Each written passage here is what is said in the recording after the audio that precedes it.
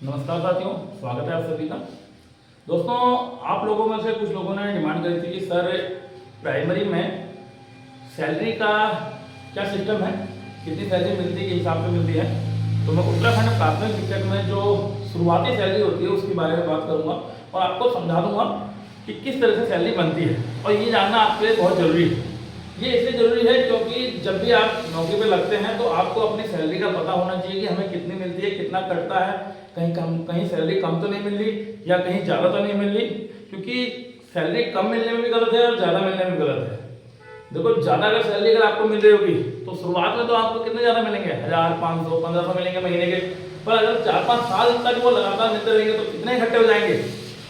तो ब्याज के साथ पूरा वसूलती है सरकार को, ध्यान रखना, इसलिए इसको समझ लीजिए। क्योंकि हमारे में जो हेड साहब थे उनकी 2.5 लाख की रिकवरी आई थी, क्योंकि मिलते रहा 8-10 साल 12 साल से थोड़ा ज़्यादा मिल रहा था, बेसिक बढ़ते रहा गलत तरीके से, अब वो 2.5 लाख की रिकवरी आई थी बाद में। तो ये चीज़ ध्यान रखना, थोड़ा समझ लेंगे किस हिसाब से सैलरी का स्ट्रक्चर है और हमें अपनी सैलरी पर हर महीने फोकस करना है कि हमें कितनी मिलती है। ठीक, कहीं कम तो नहीं मिलती, कहीं ज़्यादा नहीं मिलती। तो मैं यहाँ पर आपको बता रहा हूँ किस तरह से सैलरी मिलती है और ये बिल्कुल एक्यूरेट है, ना लगभग ना कुछ, पूरा एक्यूरेट है कितनी सैलरी आपको कैसे मिलती है।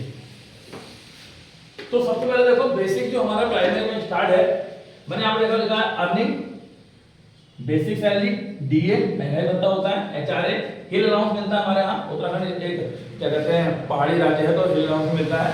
और ये हिल अलाउंस अलग अलग जगह पे अलग अलग होता है, मैदानी क्षेत्रों में अलग होगा, पहाड़ी क्षेत्र में अलग होगा। ठीक, जो मुझे मिलता है मैं उसके अकॉर्डिंग बताऊंगा। फिर यहाँ मैंने डिडक्शन लिख रखा है। डिडक्शन क्या होता है, एनपीएस, एसजीएस। एनपीएस आपको बताऊंगा, न्यू पेंशन स्कीम चल रही है आजकल। एसजीएचएस कंट्रीब्यूशन होता है जो आपके गोल्डन कार्ड वगैरह बनते हैं, इन चीजों में कटता है। ठीक, जीआईएस सेविंग और जीआईएस इंश्योरेंस। सेविंग भी होती है आपकी एलआईसी के तहत, तो इंश्योरेंस होता है। तो ये चीज बाकी नेक्स्ट है। तो सबसे पहले बेसिक देखते हैं। बेसिक आपकी है 35,400 सैलरी, ये बेसिक सैलरी। ठीक, इसमें कोई भी हेरफेर नहीं है और ये हर साल 3% बढ़ती है। राउंड फिगर में, एक्यूरेट नहीं बढ़ेगी, राउंड फिगर में बढ़ेगी, ध्यान रखना। जैसे मान लो आपके 1115 रुपए हुए तो 1115 रुपए नहीं बढ़ेंगे, 1100 ही बढ़ेंगे टोटल। ठीक है, और बाकी इंटरनेट में आपको सैलरी स्लैब मिल जाएगा 4200 ग्रेड पे का, कि पहले साल कितना होता है, दूसरे साल कितना होता है। और ये भी बता दो, ये जो बेसिक बढ़ता है ये एक तो बढ़ता है जुलाई में या फिर बढ़ता है जनवरी में। क्या बोल रहा हूँ, या तो बढ़ेगा जुलाई में या बढ़ेगा जनवरी में। अब कैसे बढ़ेगा, जिन लोगों की ज्वाइनिंग जुलाई से लेकर दिसंबर के बीच में होगी, यानी दिसंबर से पहले ज्वाइनिंग आएगी, तो उनको तो जुलाई में इंक्रीमेंट मिलेगा।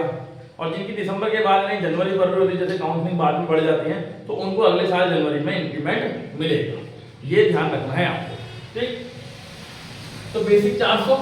डीए इस समय चल रहा है 50%, इस समय है 50%। और डीए साल में बढ़ता है 2 बार। डीए साल में बढ़ता है 2 बार, एक बार जुलाई में, एक बार जनवरी में। हालांकि सेंटर में पहले बढ़ जाता है, स्टेट में थोड़ा सा 3-4 महीने लग जाते हैं। ठीक, तो अभी चल रहा है 50%, मैं उसके आधार पर बता रहा हूँ। तो बेसिक सैलरी आपकी 35,400, इसका 50% डीए निकालेंगे। मैंने अपने पास यहाँ कागज में लिख के रखा है ताकि जरा टाइम वेस्ट ना हो।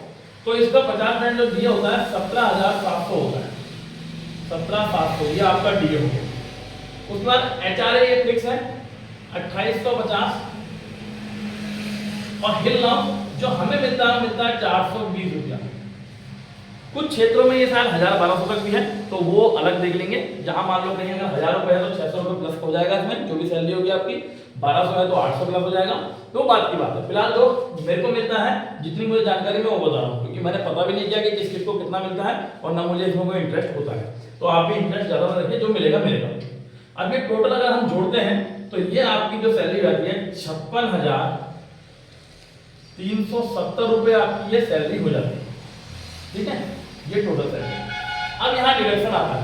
डिडक्शन क्या करता है, एनपीएस न्यू पेंशन स्कीम के तहत, जैसा हम कहते हैं ना फंड करता है, कितना करता है, तो ये 10% कटेगा आपका। 10% किसका कटेगा, बेसिक और डीए को जोड़कर, यानी 35,400 और 17,700 को हम जोड़ेंगे, उसका 10% निकालेंगे तो वो एनपीएस कटेगा।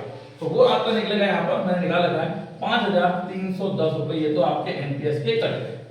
सॉरी, एनपीएस नीचे लिखा है 5,310 रुपए। उसके अलावा एसजीएचएस कंट्रीब्यूशन मैंने जो आपको बताया था, गोल्डन कार्ड वगैरह जो होता है, ये 450 रुपए कट रहा है। ये वर्तमान में 450 रुपए कटता है, जो इस समय कंडीशन है। भविष्य में कुछ नहीं कर सकता मैं, क्या होगा।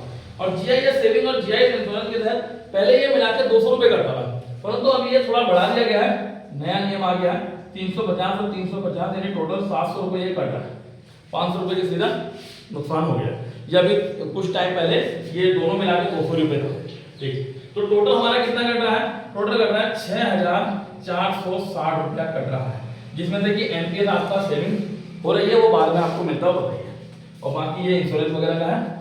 अब मिलती टोटल सैलरी कितनी है आपकी? 56,370, कटेगा कितना? 6,440। तो नेट सैलरी आपके हाथों में जो बचेगी वो ये बचेगी 49,910 रुपीज। अगर मेरी कैलकुलेशन में कोई गड़बड़ नहीं है तो आपकी एग्जैक्ट सैलरी ये बनती है इस समय, ठीक। अभी डीए कितना है? 50%। अब मान लो आपकी ज्वाइनिंग का डीए बढ़ के 54 हो गया, हालांकि अभी नहीं होगा, वही दिवाली के आसपास तक बढ़ता है हमारे स्टेट में, हालांकि लग जाता है जुलाई से, पर बढ़ते बढ़ते टाइम लग जाता है। तो फिलहाल ये मान के चलिए ये मिलेगा आपको, और अगर बढ़ जाता है तो नॉर्मल समय में कितना मिलेगा वो भी आप समझ लीजिए, क्योंकि आपको पता होना चाहिए कि हमारा कितना मिलना था। बेसिक में कोई अंतर नहीं है, 35,400 रहेगा, समझ लेंगे। चलो फटाफट से खत्म करते हैं। ये डीए जब 54% हो जाएगा तो ये हो जाएगा 19,116 रुपए। ये 250 में कोई चेंज नहीं है, ये 420 रुपए में कोई चेंज नहीं है। टोटल सैलरी हो जाएगी 57,786 रुपए। एनपीएस डिडक्शन में क्या हो जाएगा? इन दोनों को जोड़ेंगे, बेसिक और डीए को, और उसका 10% निकालेंगे तो वो हो जाएगा 5,452 रुपए। ये एनपीएस कटेगा, देखो 5,310 था, 5,452 कटेगा, 10% कटेगा, जो भी आपका बेसिक यानी कि मूल वेतन प्लस महंगाई भत्ता यानी कि डीए। इसके अलावा 450 रुपए ये फिक्स है, 350 और 350 ये फिक्स है। टोटल डिडक्शन यहाँ पहुंच जाएगा 6,602 रुपया। और आपकी जो नेट सैलरी बनेगी इस 57,786 में से 6,602 घटाओगे तो बचेगा 51,184 रुपया। कितनी आपकी नेट सैलरी बचेगी? ये अभी 50% ये के हिसाब से 49,910 रुपीज यानी 50,000 में आपके 90 रुपए कम है। और ये जब डीए बढ़ जाएगा 54 हो जाएगा तो 51,000 से प्लस आपकी सैलरी पहुंच जाती है। ये एक्यूरेट सैलरी, अगर मेरी कैलकुलेशन में कोई गलती नहीं हुई हो तो। ये मैंने आपको बता दिया है। डीए का रेट अभी 50 चल रहा है, 54। और हाँ, कभी कभी सरकार के मन में आता है तो वो क्या कर देते हैं, ये जो 50% जब डीए हो जाता है, हालांकि अभी रूल इस बार नहीं हो रहा है था, लेकिन हो गया तो भरोसा नहीं है इनका बनता, इस 50% को ये बेसिक में मर्ज कर देगा, मतलब इन दोनों को मिलाकर बेसिक बना देंगे। अगर इनका मन करेगा तो इन दोनों को मिलाकर 35,400 17,700 को मिलाकर बेसिक बना देंगे, फिर डीए 0 से शुरू होगा, ठीक। वो उनकी इच्छा है, कैसा करते हैं उसमें आपको कोई टेंशन नहीं है। और मिला दे तो ज्यादा बढ़िया है, कुछ आपका फायदा ही होगा, नुकसान नहीं होगा, ठीक। तो ये था सैलरी स्ट्रक्चर, कितनी सैलरी कितनी मिलती है। अब आपको कोई भी कंफ्यूजन होने की इसमें दिक्कत नहीं होगी कि कहाँ से कंफ्यूजन है, और आपको अपनी सैलरी का पूरा पता होगा, चाहे स्क्रीनशॉट ले लीजिए, चाहे आपने नोट करके खुद बना लीजिए। तो यही मैंने बताना था। बाकी कोई अगर ऐसी क्वेरी हो, कोई ज्यादा ही स्पेशल वाली, तो आप मुझसे पूछ सकते हैं, फिर मैं वीडियो बना के बता दूंगा। धन्यवाद।